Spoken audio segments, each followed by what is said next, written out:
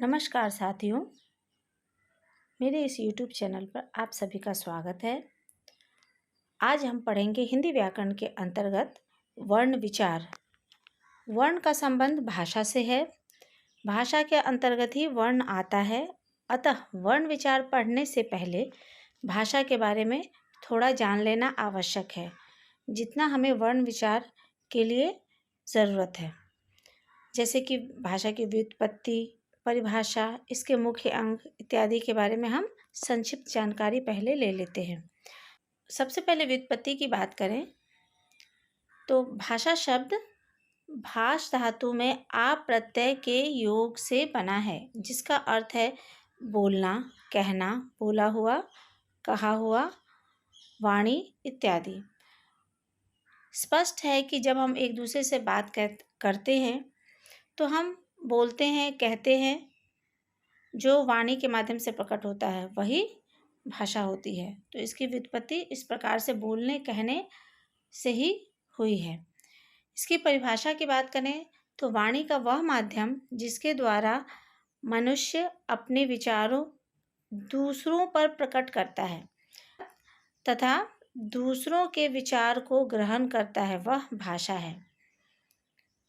अर्थात हम जब एक दूसरे से बात करते हैं, हम अपनी बात दूसरे को कहते हैं और दूसरा जो अपनी बात हमें कहता है और हम उस बात को ग्रहण करते हैं।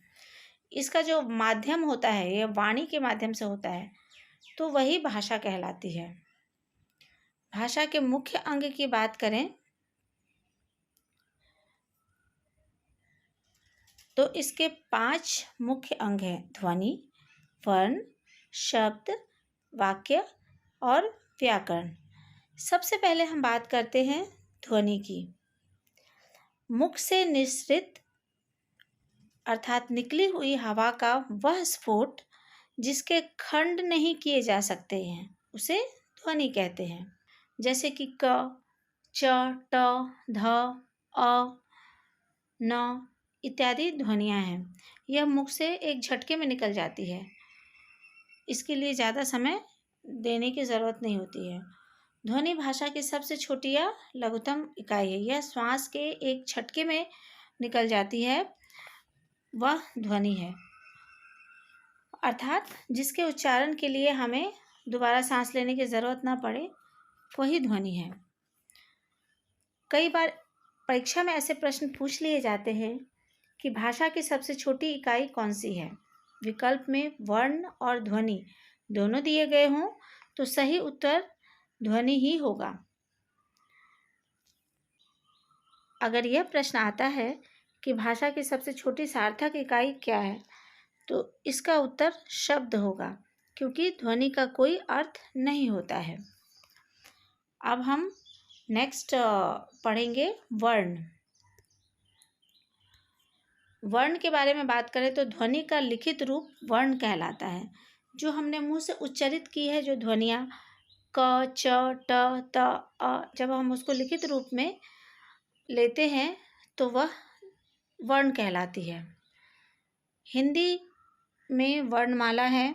हमारे व्याकरणाचार्यों ने वर्णमाला का क्रम निश्चित किया है और उसमें निश्चित वर्ण भी दिए हैं।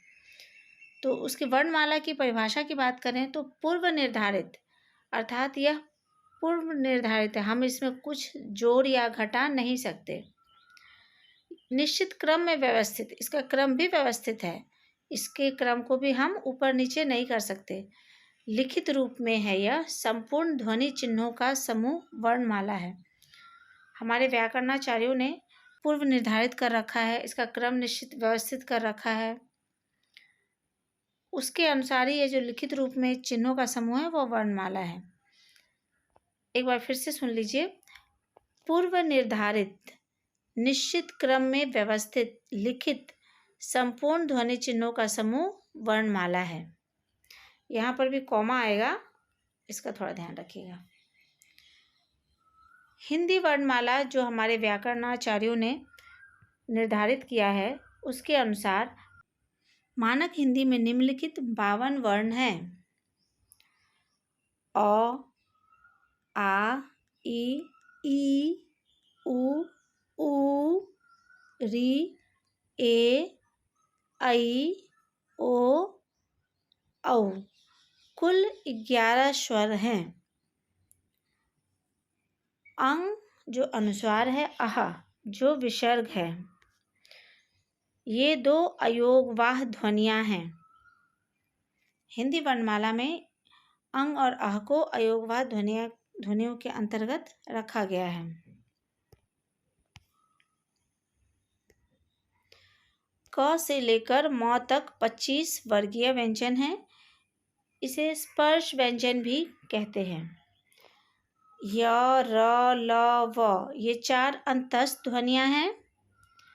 श, स, स, ह ये 4 ऊष्म व्यंजन हैं।